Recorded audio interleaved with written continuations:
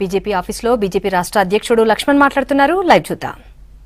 వారికి వాళ్ళ వత్తాసు పలుకుతూ మీరు వారికి రేషన్ కార్డులు లేదా ఆధార్ కార్డులు మరి కల్పిస్తూ ఉంటే పరిస్థితి ఎంత దారుణంగా ఉంటుందో, మరి క్రమేణా బంగ్లాదేశ్లో ఇక్కడ స్థిరపడతా ఉంటే మీరు జీ హుజూర్ అనడం తప్పితే ఆ చొరబాటుదారులను బంగ్లాదేశ్కో తిప్పి పంపడానికో చర్యలు తీసుకోవాల్సింది పోయి వారికి మీరు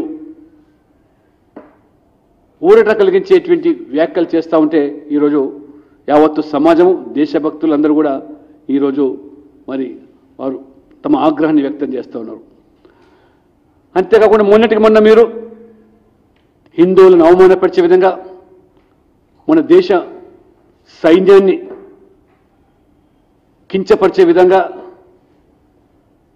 మాట్లాడేటువంటి మీకు పార్లమెంట్ ఎన్నికల్లో ప్రజలు ఈరోజు ఖచ్చితంగా బుద్ధి చెప్తా ఉన్నారు. ఈ రకంగా ఓటు బ్యాంక్ రాజకీయాల కోసం ఏ స్థాయికైనా దిగజారుతారని చెప్పడానికి ఈరోజు తండ్రి కొడుకులు ఇద్దరు మరి ఈరోజు వారు చేస్తున్న వ్యాఖ్యలు ఈరోజు నిరూపిస్తూ ఉన్నాయి. మరోవైపు ఇవాళ రాష్ట్రంలో టీఆర్ఎస్ పార్టీ కారు గుర్తనేటువంటి వాడి సర్కారు కావచ్చు చాలా స్పష్టంగా అసదుద్దీన్ ఓవైసీ ఈ ప్రభుత్వాన్ని నేనే నడుపుతున్నట్టుగా కారు సర్కారు టీఆర్ఎస్ కావచ్చు కానీ ఆ కారు స్టీరింగ్ నా చేతుల్లో ఉందని యథేచ్ఛగా మాట్లాడుతూ ఉంటే హిందూ దేవి దేవతలను అవమానపరిచే విధంగా వారు మొత్తం సమాజాన్ని రెచ్చగొట్టే విధంగా వారు మాట్లాడుతూ ఉంటే కనీసమైన చర్యలు తీసుకోకుండా పైపచ్చి వాళ్ళ అమిత్ షా గారు ఒక జాతీయ దృక్పథంతో in the larger interest of nation మరి ఇటువంటి చొరబాటుదారులను కట్టడి చేయడానికి వారు పగడ్బందీ చట్టపరమైన చర్యలు తీసుకుంటాం, వాళ్ళందరూ కూడా విదేశాలకు పంపుతామంటే దాని మీద వ్యాఖ్యలు చేయడం.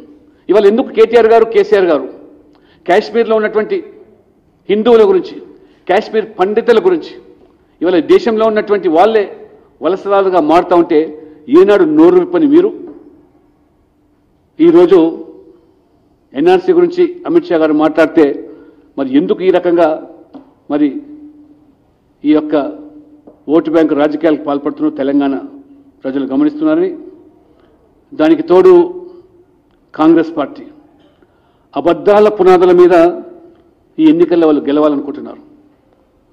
వారు పూర్తిగా బురదలో కూరుకుపోయిన వారు బురదను అంటించి మరి ఈరోజు ఆ రకంగా బీజేపీని కూడా మరి బురదమయం చేయాలనుకుంటున్నారు.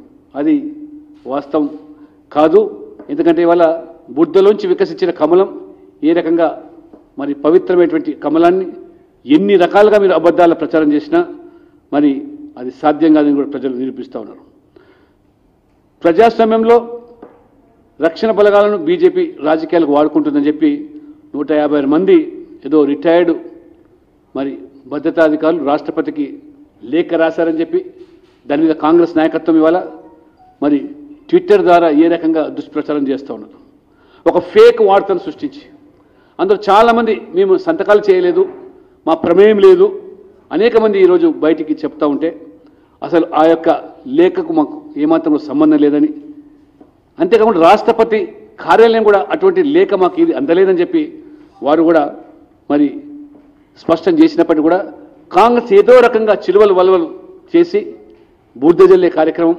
ఎందుకంటే వీరికి పరిపాటు గతంలో ఘర్ వాపసీ పేరు మీద ఏ రకంగా ఆ రోజు అవార్డు వాపసీ అనేటువంటి కార్యక్రమం పేరు మీద కాంగ్రెస్ నాటకం ఆడిందో మీ అందరికీ తెలుసు.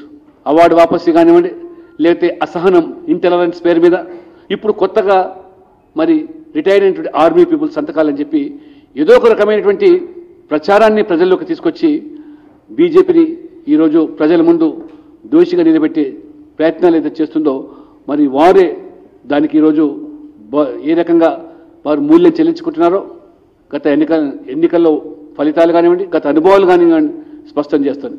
కాబట్టి ఇటువంటి చవకబారు మరి రాజకీయాలు పక్కన పెట్టేసేసి ఇవాళ నరేంద్ర మోడీ కానీ అమిత్ షా గారు కానీ దేశ సమగ్రత విషయంలో దేశ భద్రత విషయంలో రాజీ పడకుండా మడమ తిప్పకుండా ఉగ్రవాదాన్ని ఉక్కుపాదంతో అణిచివేసే దానికి వారు ఓట్లతో రాజకీయాలతో ఎన్నికలతో ముడిపెట్టకుండా మరి దేశ శ్రేయస్సే ప్రధానంగా తీసుకొని వారు పనిచేస్తున్నారో ప్రజలు అందుకనే ఈరోజు దేశవ్యాప్తంగా వారిని వాళ్ళ ఆరాధిస్తూ ఉన్నారు, గుర్తిస్తూ ఉన్నారు, వారిని వాళ్ళ ఎన్నికల్లో గెలిపిస్తూ ఉన్నారు. కాబట్టి ఈ ఎన్నికల్లో తెలంగాణలో భారతీయ జనతా పార్టీ ఒక స్పష్టమైనటువంటి ప్రత్యామ్నాయ రాజకీయ శక్తిగా టీఆర్ఎస్కు ఇవాళ రూపాంతరం చెందుతూ ఉన్నది. ఎన్నికల అనంతరం అనేకమైనటువంటి పెను మార్పులు తెలంగాణలో సంభవిస్తానికి మొన్న ఎన్నికల సరళి చూస్తూ ఉంటే అది స్పష్టమవుతుంది. ఇవాళ కాంగ్రెస్ నేరుగా టీఆర్ఎస్తో పోరు సల్పలేకపోతున్నది, రాజీ ధోరణితో వేరుస్తుంది. కాబట్టి ప్రజలు ఇవాళ బీజేపీని ఇవాళ ఒక వేదికగా మార్చుకొని బీజేపీ మీదనే నమ్మకంతో విశ్వాసంతో టీఆర్ఎస్ యొక్క కుటుంబ పాలన, అవినీతి పాలన, అరాచక పాలన, రాచరిక వ్యవస్థ ఇవన్నీ కూడా రూపుమాపడానికి బీజేపీకి అండగా నిలబడడానికి అన్ని పార్టీలో ఉన్నటువంటి నాయకులు, మేధావులు, విద్యులు అందరూ కూడా బీజేపీతో కలిసి రావడానికి సంసిద్ధంగా ఉన్నారని చెప్పి ఈ సందర్భంగా నేను తెలియజేస్తా ఉన్నాను.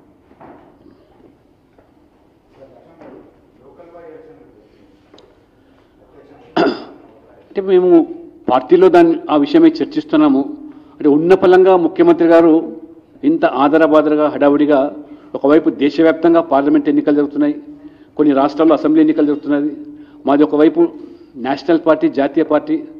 ఎన్నికలు పూర్తి కాకముందే మరి మధ్యలో ఈ యొక్క స్థానిక సంస్థల ఎన్నికలు, అది కూడా పార్టీ ప్రమేయంగా జరిగే ఎన్నికలు కాబట్టి దీని మీద మరి పార్టీలో చర్చించి ఖచ్చితంగా రాజకీయ పరంగా ఒక నిర్ణయం తీసుకోవాలని చెప్పి మేము యోచన చేస్తాం.